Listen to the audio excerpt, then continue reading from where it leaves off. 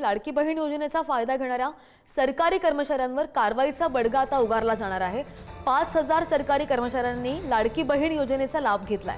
3000 शिक्षकांसह ZP कर्मचारी आणि पोलिसांनी सुद्धा हा लाभ घेतल्याची माहिती समोर आली आहे। योजनेचा लाभ घेतलेल्या कर्मचाऱ्यांची छाननी केली जाणार आहे।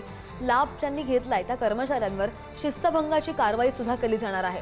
आणि इतकंच नाहीये, त्यांच्याकडून पैसे वसूल केले जाणार आहेत आणि पगार वाढ सुद्धा रोखण्यात येणार आहे। सुमारे 5 लाख महिलांनी कुटुंबाचं उत्पन्न मर्यादा अधिक असूनही लाडकी बहिणींचे पैसे लाटल्याचं समोर आलंय।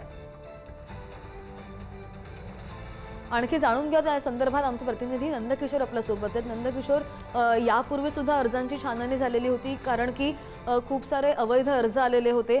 आता पुन्हा एकदा शिस्तभंगाची कारवाई होणार आहे। कशा प्रकारे ही कारवाई होणार आहे एकूणच? नक्कीच एकंदरीत जर पाहायला गेलं तर वयाची 65 वर्ष पूर्ण झालेल्यांना काही पद्धतीचा सवलत जी आहे ती देण्यात आलेली आहे। मात्र 5 लाख महिलांनी म्हणजे आपल्या कुटुंबाचं उत्पन्न अधिक असून सुद्धा जी नोंदणी केलेली आहे ती पुन्हा एकदा अवैध ठरवण्यात येणार असल्याचं आपल्याला पाहायला मिळतं। यामध्ये जर पाहायला गेलं तर काही सरकारी कर्मचाऱ्यांचे सुद्धा जे फॉर्म आहेत ते आलेले आपल्याला पाहायला मिळतात। त्यामुळे लाडक्या बहिणीच्या योजनेचा फायदा घेणाऱ्या या सरकारी कर्मचाऱ्यांवरती सुद्धा एकंदरीत कारवाईचा जो बडगा आहे तो उघडला जाणार असल्याचं आपल्याला पाहायला मिळतं। त्यांना शिस्तभंगाची जी कारवाई ती त्यांच्याकडून केली जाईल।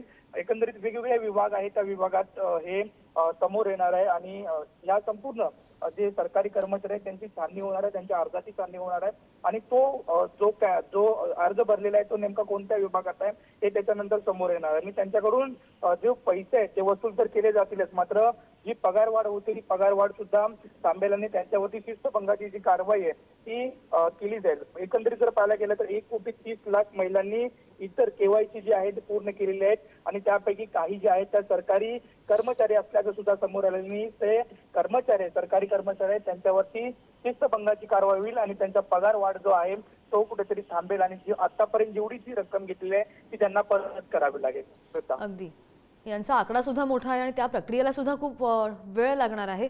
धन्यवाद दिलेल्या सगळ्या सविस्तर माहितीसाठी।